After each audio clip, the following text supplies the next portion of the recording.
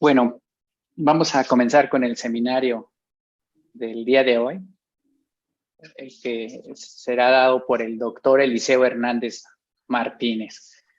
Acerca de Eliseo, vamos a hacer un resumen de su CV.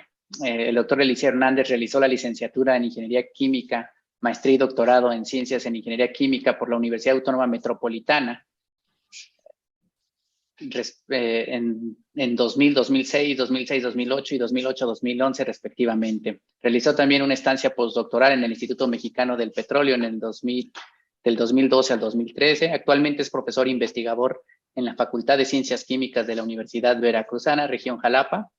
Cuenta con una producción académica robusta de 50 artículos científicos, 8 capítulos de libro, participación en más de 100 trabajos en foros académicos nacionales e internacionales. En términos de la formación de recursos humanos, ha dirigido a 6 estudiantes de doctorado, 12 de maestría y 65 de licenciatura. Actualmente es miembro del Sistema Nacional de Investigadores y tiene reconocimiento perfil PRODEP. Es responsable del cuerpo académico de matemáticas aplicada para el análisis de procesos, el cual es un cuerpo académico consolidado. Las áreas de interés del doctor Eliseo son análisis de series de tiempo e imágenes como herramientas de monitoreo indirecto de procesos químicos y biológicos, modelado y control y optimización en procesos químicos y biológicos, desarrollo y aplicación de esquemas numéricos para la simulación de sistemas de reacción, transporte complejos. Bueno, sin más preámbulo, doctor Eliseo, bienvenido. Muchas gracias por dar este seminario. El foro Muchas gracias. Soy yo. Pues, muchas gracias a ti, Omar, y a todos los presentes. Para mí es un honor siempre compartir un poco del trabajo que vamos desarrollando, y más si es pues en casa, ¿no? Donde uno tuvo la oportunidad de formarse. Y bueno, pues esperemos que podamos mostrar de manera resumida algunos de los aspectos más importantes de una de las líneas de investigación que tenemos acá en la Facultad de Ciencias Químicas. El trabajo lo titulé como monitoreo indirecto de procesos químicos y biológicos porque en realidad las estrategias que estamos aplicando pues son permisibles para poder ser aplicadas en diferentes sistemas. Entonces, bueno, pues esa es un poco la idea del título. Y bueno, pues ahorita en la charla platicaré a qué nos referimos con esto del análisis de series de tiempo.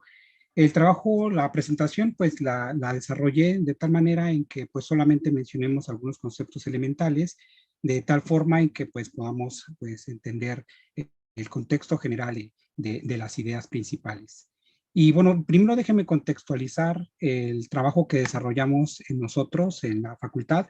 Pues nosotros estamos situados en el estado de Veracruz, el cual es uno de los más importantes del país.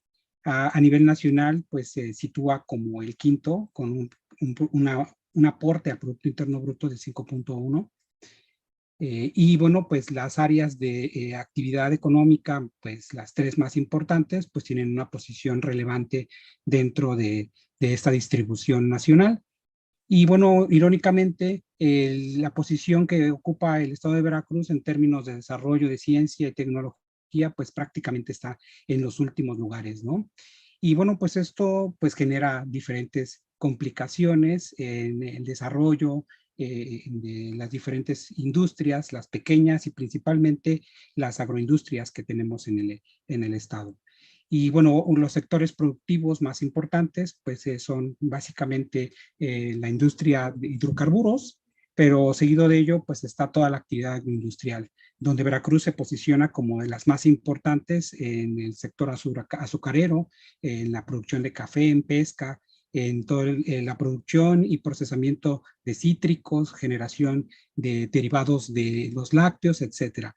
Y bueno, pues esta posición pues también tiene como consecuencia la generación de diferentes tipos de residuos. Y estos, pues bueno, al no ser valorizados en muchas partes, en muchas secciones del Estado, pues comienza a haber generación de problemas directamente sobre el ambiente. Entonces, pues esa es una de las áreas de oportunidad que nosotros hemos identificado para comenzar a desarrollar líneas de investigación. Entonces, el grupo de la facultad, al menos al que me toca participar, lo nombramos matemáticas aplicadas para el análisis de procesos, es un cuerpo académico, Y pues el enfoque de los temas de investigación que desarrollamos, uno de ellos pues va directamente hacia pues esta parte de la biotecnología para el aprovechamiento de los diferentes tipos de residuos que se generan, en particular pues todos los que están alrededor de la región de Jalapa. Y bueno, pues usando diferentes metodologías, algunas orientadas hacia la parte teórica como generación de modelos matemáticos, el análisis de información de los datos que se puedan generar a partir también de la implementación de pues algunos experimentos, ya sea en laboratorio, algunos los hemos escalado o buscado escalar a nivel planta piloto. Y bueno, pues un poco de las ideas que pues vamos generando, pues van en ese sentido. Y bueno, ¿cómo hacemos el abordaje de cada uno de los temas? En realidad nosotros tenemos pues apoyo más de los estudiantes de licenciatura. La gran mayoría de los participantes en nuestro grupo pues son estudiantes de licenciatura, y entonces partimos pues considerando la parte formativa, ¿no? En la forma en cómo vamos aprendiendo a lo largo de la carrera, en específico en ingeniería química. Si planteamos, por ejemplo, las ideas en un reactor, un bioreactor, pues generalmente pues pensamos en dos tipos de conocimiento cuando estamos en la etapa formativa: la parte teórica y la parte práctica. La parte teórica pues es identificar físicamente cómo es que se está llevando este proceso, quiénes son los participantes, si existe en este caso un proceso de transformación, pues definir cómo son las reacciones, ya sean químicas o ya sean biológicas, cómo interactúa la termodinámica, cómo afecta a los fenómenos de transporte, y pues posteriormente hacer la integración a través de los balances de materia y energía. Por supuesto, los de movimiento, pero bueno, pues a nivel de licenciatura generalmente estos quedan a lo mejor un poquito más simplificados. Con eso podemos nosotros formular pues las ecuaciones que describen este tipo de procesos y pues buscar identificar cuáles son las que tienen un mayor efecto y definir condiciones de operación que nos permitan pues, cumplir con los requisitos para lo cual se diseña un proceso.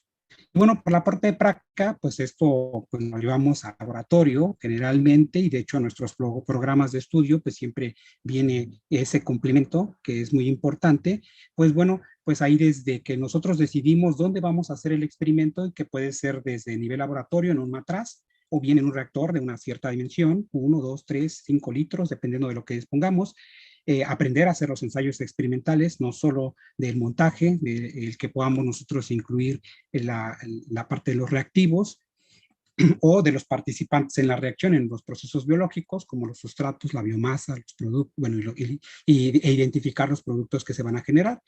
Y posteriormente, pues una vez que entendemos eso, pues desarrollamos un diseño experimental para evaluar las variables que puedan afectar este proceso de manera más importante. Y con eso, pues buscar por ahí las condiciones que nos mejoren el aprovechamiento de este, ¿no? Bien, para que nosotros podamos complementar esta parte práctica, algo que siempre nos preguntamos es, ¿cómo sabemos si efectivamente está funcionando y si está funcionando correctamente el proceso que nos interesa? Cuando vemos la parte práctica, pues nosotros sabemos en los modelitos que describen en los libros o en los artículos, pues que se lleva a cabo un proceso de reacción. Sin embargo, pues eso lo tenemos en papel. ¿Cómo es que lo podemos visualizar en la parte práctica? Pues es necesario hacer mediciones. Y estas mediciones, pues, pueden ser de diferentes aspectos de este proceso. ¿Qué tipo de equipos o de sensores tenemos disponibles para poder hacer mediciones de un proceso? Hay de diferentes. Pues tenemos de aquellos que pueden ser colocados en nuestro proceso y tener una medición en forma instantánea, en línea. Algunos otros pues requieren tomar una muestra de lo que está sucediendo en nuestro proceso y tener que analizarlo ya sea en laboratorio o en un equipo especializado. Y pues esta parte pues complica porque pues depende si tenemos a la mano pues estos instrumentos de medición. Además, vienen también varias preguntas. Podríamos tener diferentes instrumentos como termopares o como sensores de pH, pero estos en realidad me dan información que me sea útil para hacer una evaluación de mi proceso, del funcionamiento del proceso. Entonces, pues también se vienen las preguntas de que cómo medimos y qué medimos en particular.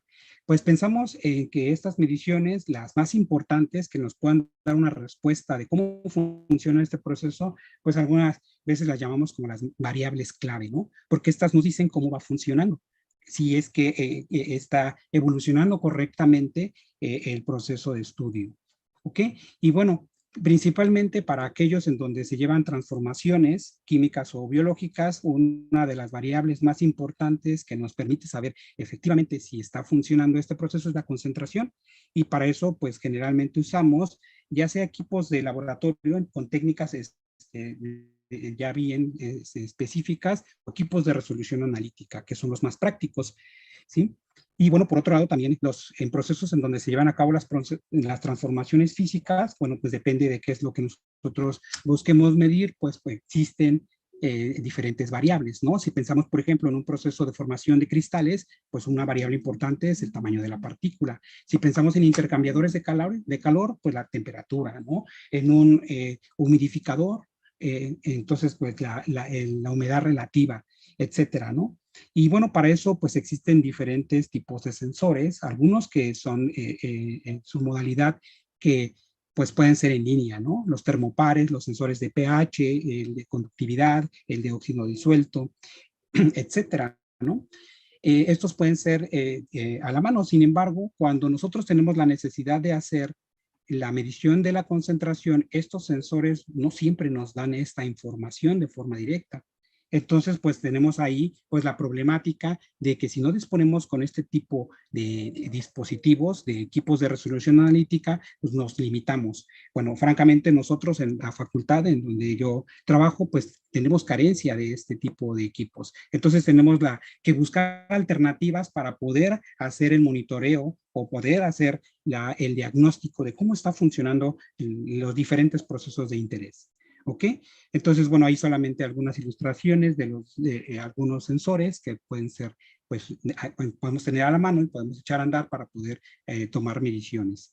Y bien, un concepto que vamos a manejar en la plática, pues son las series de tiempo. ¿Y qué son las series de tiempo? Pues básicamente son las mediciones continuas guardadas que nos permiten obtener pues estos sensores, principalmente aquellos que están en línea. Un termopar, por ejemplo, lo podemos generar, lo podemos implementar y hacer un monitoreo, hacer la medición en línea y guardar todos los datos en el tiempo, igual con algunos otros sensores. Y este cúmulo de datos es lo que vamos a llamar serie de tiempo. Bueno, si necesitamos esta opción de buscar métodos alternativos para hacer la medición o el monitoreo de variables clave de nuestro proceso, bueno, ya en la literatura podemos encontrar diversos, ¿sí? Principalmente aquellos que se centran en poder evaluar cómo es el cambio de la concentración respecto al tiempo. Y pues entre los que podemos encontrar rápidamente en literatura, pues es la definición de diferentes correlaciones entre variables. También algunos postulan generación de modelos matemáticos para que podamos poder hacer las predicciones del comportamiento de los procesos. Y otros, pues el análisis de los datos. Ahorita, pues esto, pues hay un boom en la minería de datos y en técnicas para el análisis de estos, ¿no? Existen otros, por supuesto. Estos son de los que podemos encontrar rápidamente en literatura.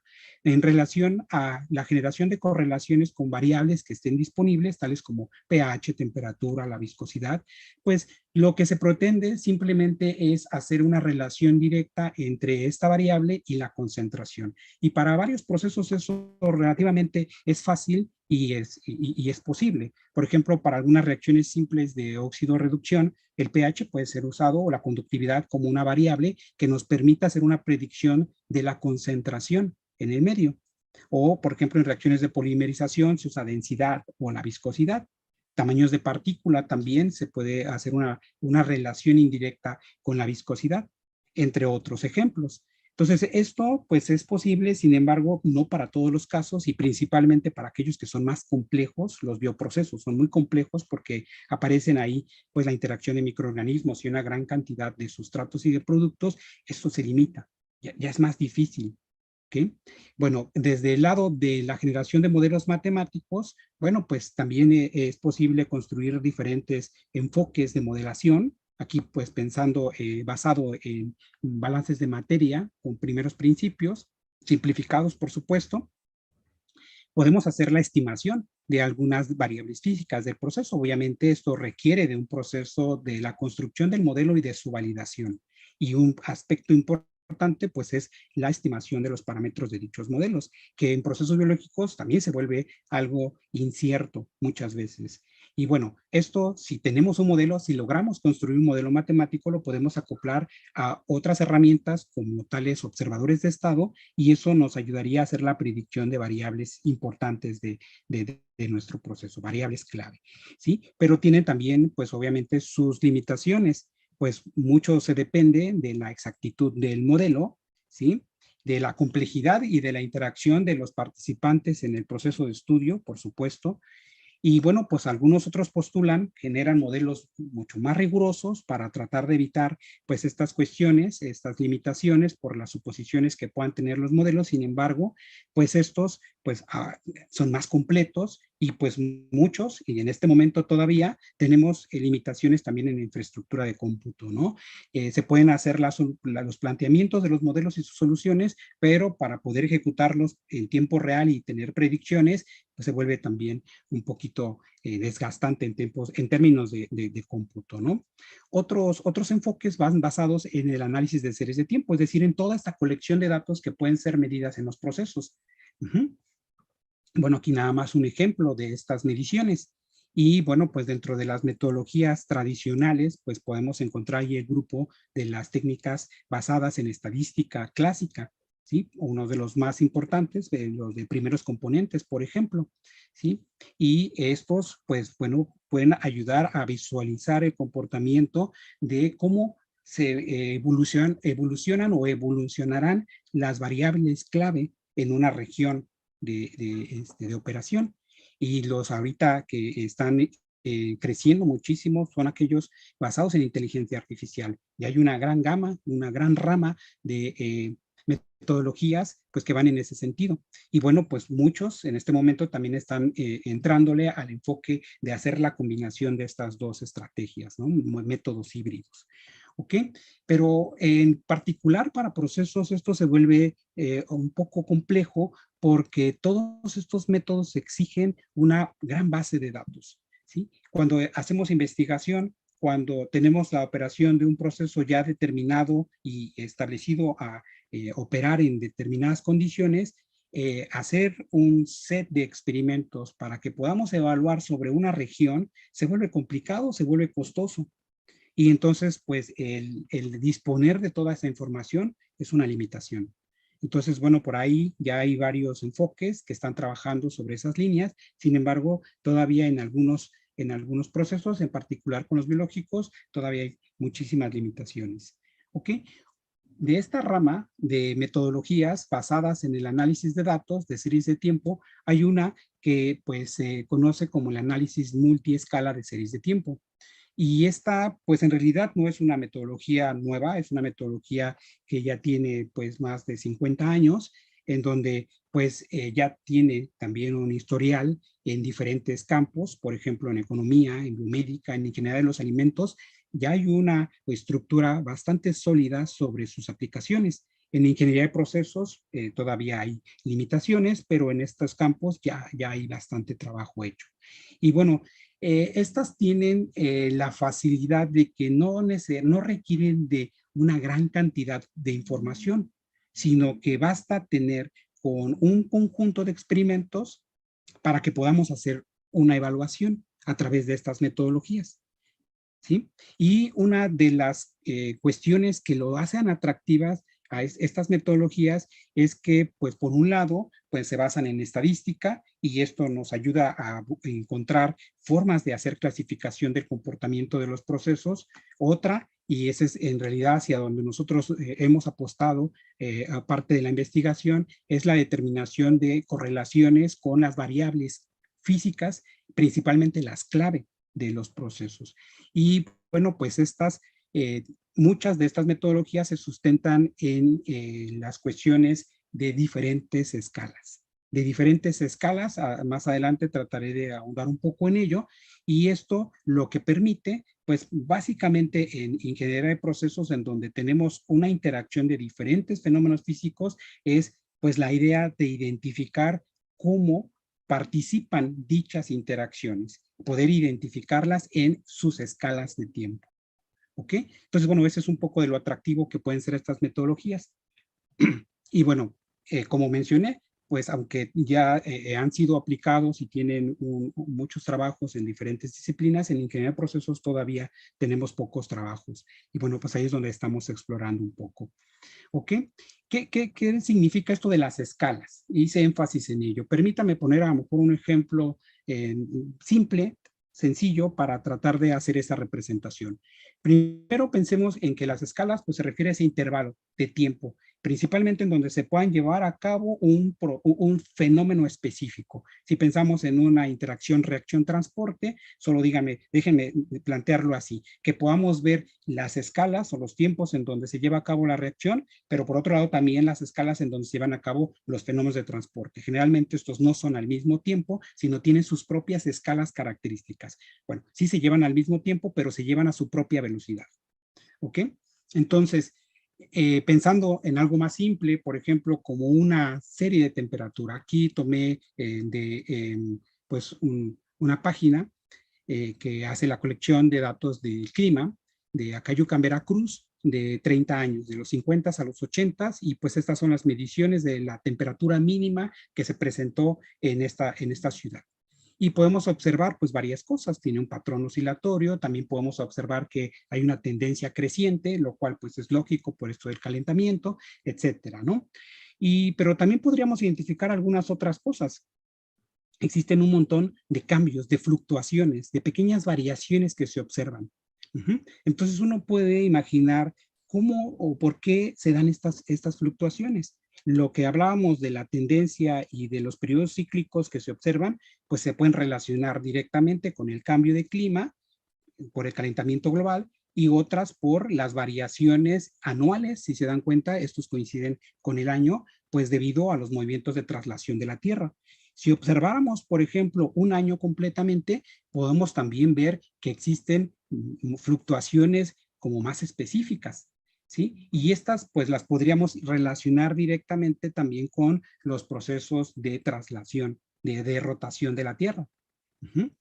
Y bueno, pues al mismo tiempo, si lo llevamos a una escala más pequeña, ya ahora meses, o lo podemos llevar incluso a días, existen estas variaciones en la temperatura, en las mediciones de temperatura. Los reportes son por día, pero nosotros podemos extenderlo también a estas fluctuaciones por hora. E incluso, bueno, por lo menos aquí en la ciudad de Jalapa, pues de momento tenemos cambios drásticos de temperatura. Tenemos una mañana fresca, llega a mediodía, está el pico de la temperatura y en la tarde está lloviendo. Entonces tenemos un montón de fluctuaciones que podemos nosotros observar justamente por diferentes escalas de tiempo. Pensábamos ahí a décadas, después lo bajé a años, después a meses, después a días, después a horas. E incluso lo podemos nosotros sentir hasta en minutos. ¿Ok? Y bueno, pues esto en términos de la escala que estamos observando, que es pues una temperatura en una ciudad, pues uno se puede preguntar, ¿estas fluctuaciones en todas las escalas tienen un efecto directo sobre la actividad? Por supuesto que sí. Si pensáramos, por ejemplo, en escalas de año, pues a veces algunos estamos más cómodos con el frío y trabajamos mucho mejor cuando hace frío. Y cuando hace calor tenemos una flojera tremenda y no queremos trabajar. Entonces somos más eficientes en las condiciones en las cuales nosotros nos sentimos más cómodos. Lo mismo pasa con estas fluctuaciones en un día. En la noche algunos trabajan mejor, algunos otros trabajan mejor en las mañanas, a mediodía, etcétera. Sí tiene esta incidencia. ¿Por qué hago énfasis en eso? Porque si pensáramos en procesos, por ejemplo, biológicos, pues directamente estos cambios pues van a afectar a la actividad de los que están presentes dentro, de los que están haciendo pues posible estas interacciones de reacciones bioquímicas. ¿Okay? Entonces, estas escalas de tiempo y estos fenómenos que pueden estar incidiendo, pues tienen un efecto directo sobre el desempeño del proceso.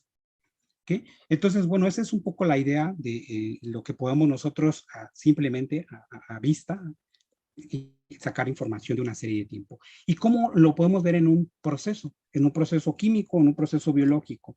Bueno, pues aquí solo ilustro podemos poner un sensor, en este caso un sensor de temperatura, un multisensor que mide temperatura, pH o RP, y pues podemos nosotros hacer la captura un dato por segundo. Hay sensores que te permiten todavía mayor frecuencia, ¿no?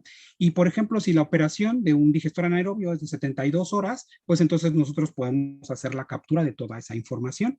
¿Sí? Necesitamos un sistema de adquisición de datos, un transmisor o un sistema de adquisición, lo pasamos a la computadora, guardamos la base de datos o la podemos ir visualizando en tiempo real. Entonces, eso es nuestra serie de tiempo. ¿Ok? Y bueno, pues ahora lo que seguiría es traducir qué es lo que pasa o qué información podríamos observar de esta serie de tiempo. Y bueno, pues en procesos ya no resulta tan simple, porque, por ejemplo, para el caso de pH, sabemos que pues es un indicador de pues estas variaciones de cómo se están suscitando diferentes reacciones, por ejemplo, en una digestión anaerobia, de la generación de ácidos grasos y su consumo. Pero en el juego, en el proceso, tenemos una gran cantidad de ácidos que se están formando a diferentes tiempos. Entonces, pues directamente leer el pH y relacionarlo con concentraciones específicas de ácidos se vuelve complicado. Entonces, esa es una de las limitaciones. Algunos dicen, bueno, pues es que esas fluctuaciones seguramente lo único que son, pues son estas variaciones del sensor.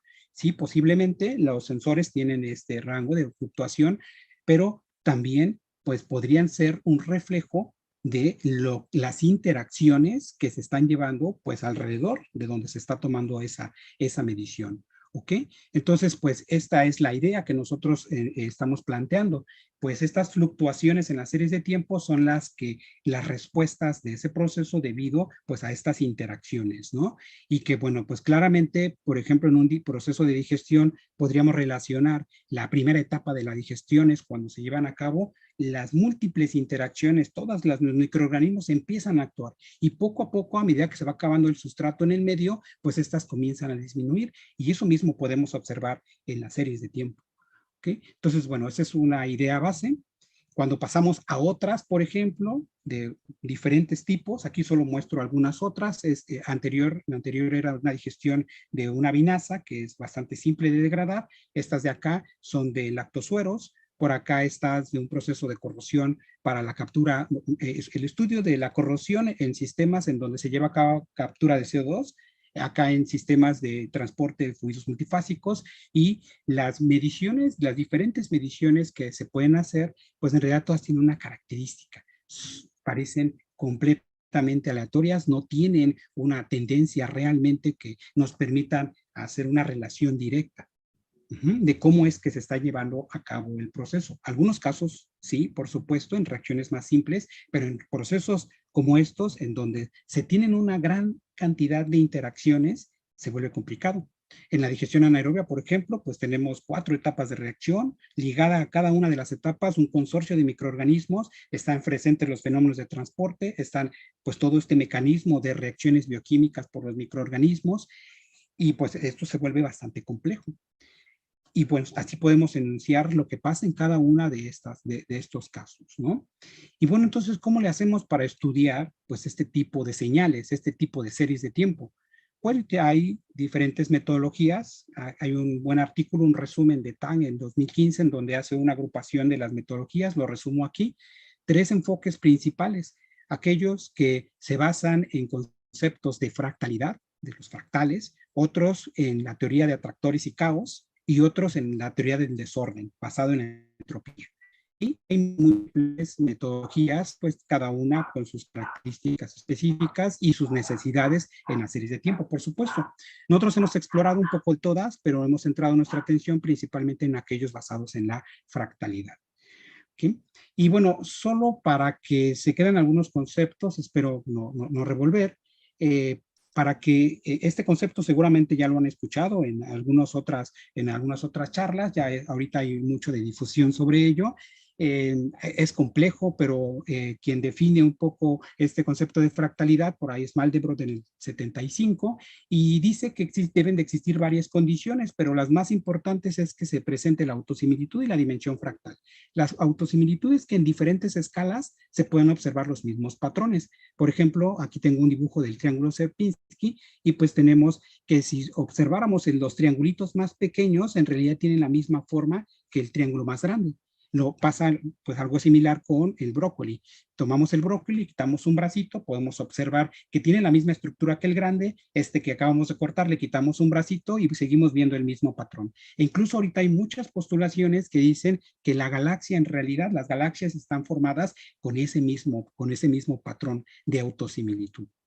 Y bueno, la otra parte que es la dimensión fractal, pues bueno, ya hay algunos autores que han buscado una generalización de este concepto y que puede aplicar para lo que conocemos nosotros en la geometría euclidiana. Podemos evaluar directamente cualquiera de los objetos que nosotros pues ya conocemos bien. Aquí pongo algunos ejemplos y estos también se pueden evaluar sobre algunos otros objetos que tienen esta idea de la autosimilitud, y resulta que cuando evaluamos este concepto en este tipo de geometrías, en este tipo de objetos, pues la dimensión ya no es entera, sino se vuelve de tipo fraccionaria. Entonces esto pues nos dice que es un objeto fractal.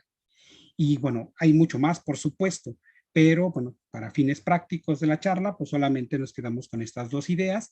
Pero ahora, ¿cómo relacionamos esto con las series, con los datos? Pues existen varias metodologías. Aquí nada más permítanme mostrar una. Es simplemente una metodología basada en un estadístico. Tengo una serie de tiempo, que es la captura de los datos de manera consecutiva durante la operación de un proceso.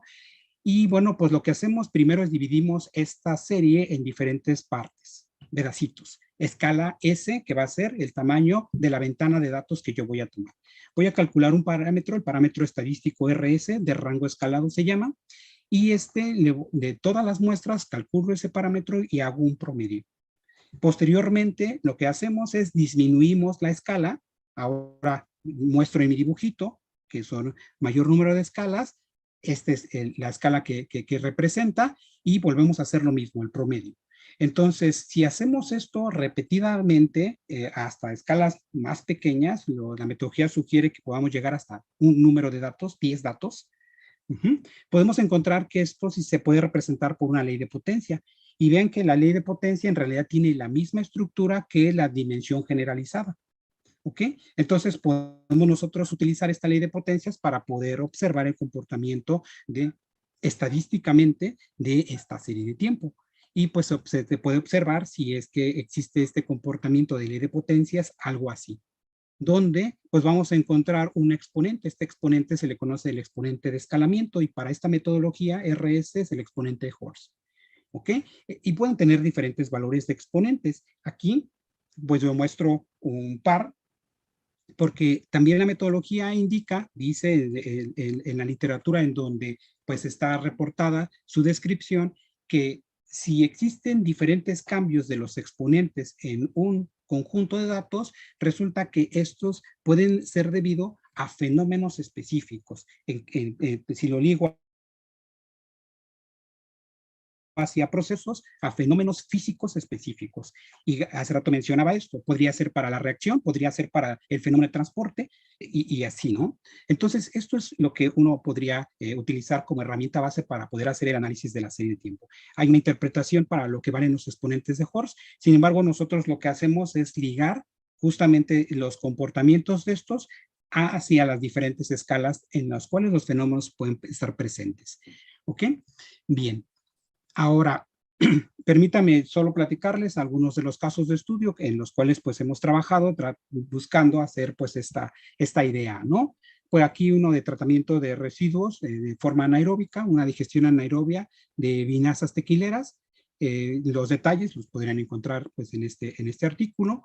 Después de que hicimos el procesamiento de información con vinazas, pues después lo trabajamos con lactosueros, y pues tiene una pues una relación más o menos equivalente que para la generación de 1 kilogramo o 1 litro de este producto, el tequila y el queso, pues se generan 9 de residuos, ¿no? Entonces, pues al crecimiento de producción de estos productos, pues entonces también crecen los residuos, ¿no? Y ahorita ya es un problema, por lo menos en el Bajío y en el norte, en la producción de tequila, ¿no? Que se hacen con con esas vinazas que se generan. Bueno, el proceso, pues más o menos está descrito aquí en esta imagen y pues para simple, tomamos los datos de pH y también se hicieron las caracterizaciones de las variables más importantes en un proceso de digestión. Se hicieron varias, las que tomamos aquí como referencia son la demanda química de oxígeno, la producción de ácidos grasos por específico y totales y la producción de biogás, que es uno de los productos más importantes que se busca en la digestión anaerobia. Entonces, pues se hace la caracterización de las variables clave a medida que funciona este proceso. ¿Cómo aplicamos la metodología? La metodología, pues tienes la serie de tiempo, aplicas la metodología de RS y obtenemos esto. Y algo curioso que se identifica en esta aplicación, pues es que se tienen estas leyes de potencia, pero estas leyes de potencia pues tienen variaciones a medida que vamos a movernos sobre la escala. La escala es la escala de tiempo. Y cuando pues uno se pregunta, ¿esto será como ligado al comportamiento fractal? Es decir, puedo tener 4 pedacitos ligados a un comportamiento particular y ligados a un fractal.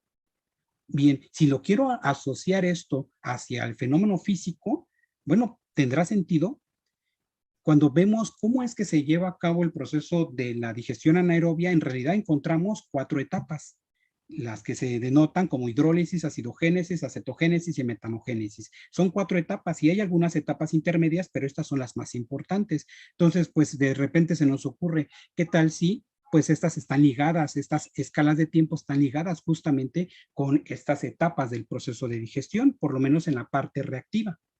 ¿Ok? Bueno, y ¿cómo hacemos entonces el monitoreo? Supongamos que eso es cierto, que sí están ligadas. ¿Cómo hacemos de aquí un monitoreo de estas variables? Pues son las más importantes. Bueno, pues lo que hacemos es tomamos una pequeña ventana. Primero este análisis lo hice con todo el conjunto de datos y después solo con una pequeña ventana. Una ventana de 6 horas que además por la cantidad de datos que tenemos, pues corresponden a 21,600 datos.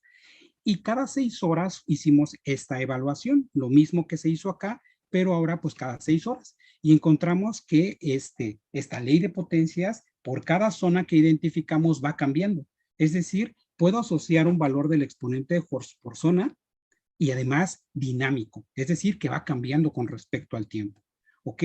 Bueno, pues eso es interesante. Hacemos el barrido completo, ahí está la ventana, la movemos cada 6 horas, la vamos moviendo sobre toda la serie de tiempo y encontramos este patrón. Se ve medio difícil de leer a simple vista con los colores, pero ¿qué tal si hacemos promedio por regiones, por zonas? Son las mismas zonas que acá, las escalas de tiempo que acá tengo señaladas. Si hago el promedio, entonces encuentro pues estos perfiles por promedio. Y lo que puedo identificar es que tienen un perfil muy parecido a los que se observan en la dinámica de las variables clave de nuestro proceso. Aquí pongo un comparativo entre el biogás, la demanda química de oxígeno y los ácidos grasos totales formados, y hago su comparación con los valores del exponente Hurst obtenidos. Y pues resulta que hay una correlación muy cercana, que esos cambios y estos patrones que se pueden observar en estos valores que fueron cuantificados de manera tradicional con el equipo de resolución analítica, corresponden con lo que estamos observando con estos patrones del análisis de tipo multiescala. ¿Sí? Y bueno, pues nosotros pensamos estas correlaciones pueden ser utilizadas como un sistema de monitoreo. Bueno, pues es donde tenemos ese planteamiento, ¿sí? Pueden ser asociadas. Bueno, ¿y qué pasa si cambiamos las condiciones? Es decir, este es un reactor de tipo lotes operado por 72 horas y si lo hacemos en un sistema continuo, pues planteamos el problema en un sistema continuo. También dijimos, ¿qué pasa en la etapa principal del proceso de arranque de un digestor? Ajá, y además en escala de planta piloto, también lo implementamos. Y en todos los casos encontramos la posibilidad de hacer esta asociación entre los comportamientos dinámicos, que además son diferentes para cada caso por las condiciones de operación en las cuales se lleva a cabo, y estos parámetros de tipo multiescala. Los que aquí presento son los del arranque. Y pues los patrones se ven se correlacionan muy bien con los que se observan en las variables físicas. Y bueno, no nos quedamos nada más con esta metodología, pues por ahí podamos hacer la implementación con otras más que tienen más o menos estas características de tipo multiescala. Algunas las menciono acá, ¿sí? Y pues encontramos mismas correlaciones, mismo efecto. Entonces, bueno, pues será coincidencia que todas las metodologías de tipo multiescala nos permiten identificar este tipo de patrones en las series de tiempo. Bueno, nos pasamos a otro caso de estudio de este mismo proceso de digestión, el tratamiento del lactosuero, y pues encontramos pues resultados pues equivalentes en este. Y en este caso en particular truncamos la etapa metanogénica. En el caso anterior, pues nuestro interés era la producción de biogás. Acá lo dejamos hasta la producción de ácidos grasos y resulta que pudimos encontrar estas relaciones nuevamente. Bueno, varios de estos experimentos, varios de estas pruebas, pues se han planteado a otro tipo de procesos. Este otro tipo de procesos, pues han sido, por ejemplo, la cristalización del azúcar de caña, que en el estado de Veracruz es muy importante, es una industria que está de mucho peso en el estado, 42% de la producción de todo México, pues viene de acá, del estado de Veracruz, y pues nos centramos en el estudio de un proceso de cristalización por enfriamiento del azúcar de caña. Y bueno, pues este es bastante complejo en términos conceptuales porque pues, en términos operacionales es muy simple. Incluso en secundaria nosotros hacemos el experimento de la generación de cristales a partir de soluciones sobresaturadas. Y ese es el mismo principio para el cristalizador. Pero estudiarlo y darle seguimiento a cómo crecen esos cristales es lo que lo vuelve muy complejo. ¿Por qué? Pues porque todos crecen de manera dispar, no crecen homogéneamente. Aquí hay una imagen en donde podemos ver cristales chiquititos y grandotes, y es una distribución de tamaño de cristal, y eso lo vuelve difícil. ¿Por qué? Porque de manera comercial lo que se busca es que este cristal sea homogéneo. Entonces buscamos las condiciones del equilibrio, de los fenómenos de transporte que nos permitan obtener cristales homogéneos. Y bueno, pues entonces para eso necesitamos seguir el tamaño de cristal, la evolución del tamaño de cristal. Entonces, bueno, pues hicimos algunos experimentos, se hicieron varios experimentos para poder ver si este tipo de metodologías nos permite identificar estas relaciones entre el tamaño de cristal y cómo evolucionan dinámicamente los parámetros de tipo multiescala. Bueno, pues hicimos experimentos cambiando las condiciones en las cuales se forma el cristal. Aquí están algunas imágenes, pues se pueden ver que en algunos crecen rapidísimo, por ejemplo, estos muy pequeños, en otros tarda más, pero después se forman unos muy grandes. Entonces empezamos a hacer esta diferenciación entre las condiciones operativas solo para distinguir esa evolución del tamaño de cristal. Y bueno, el tamaño de cristal pues es complicado de definir, pues hay varias métricas, una de ellas es la dimensión 4.3, que es una relación entre el volumen y el área superficial, y pues con esa se puede hacer una cuantificación de cómo va evolucionando el tamaño de cristal, ¿sí? Y bueno, pues aplicamos las mismas metodologías, lo hicimos para series de tiempo, lo hicimos para imágenes y encontramos pues correlaciones interesantes entre esta evolución de la dimensión del exponente de escalamiento con el crecimiento de los cristales. ¿Ok? Y bueno, pues no solo nos quedamos con estos primer conjunto de experimentos, sino después hicimos un set más grande. Pero ahora, ¿qué pasa si no solo tomo mediciones de temperatura, sino también tomo de pH, tomo de torque? ¿Sí me darán información? Bueno, encontramos que no todos los parámetros en realidad medidos nos dan una relación directa. Sin embargo, se pueden conjuntar y nos permiten hacer una mejora en este tipo de correlaciones. ¿Okay? Entonces, pues el set de experimentos aquí se hizo bastante más amplio, ¿no? ¿Ok? Y encontramos resultados pues relativamente buenos, ¿no? Ahorita estamos implementando pues otra metodología y además con nuevas condiciones con donde pues encontramos que era como el óptimo para poder hacer el crecimiento de cristal. Bien, Veo que ya me estoy pasando del tiempo, entonces, pues hay otros casos de estudio que hemos estudiado, el tostado de café, por ejemplo. Solo me gustaría mencionar, esto lo hicimos a partir de imágenes del grano de café directamente sobre la superficie, utilizando diferentes instrumentos. Uno de ellos fue con un microscopio de tipo USB, de esos que venden en el Mercado Libre, y también utilizamos microscopios un poquito más sofisticados, un estereoscópico, y queremos implementarlo utilizando un SEM para ver si podemos ver estas características de tipo fractales, estas relaciones a diferentes escalas.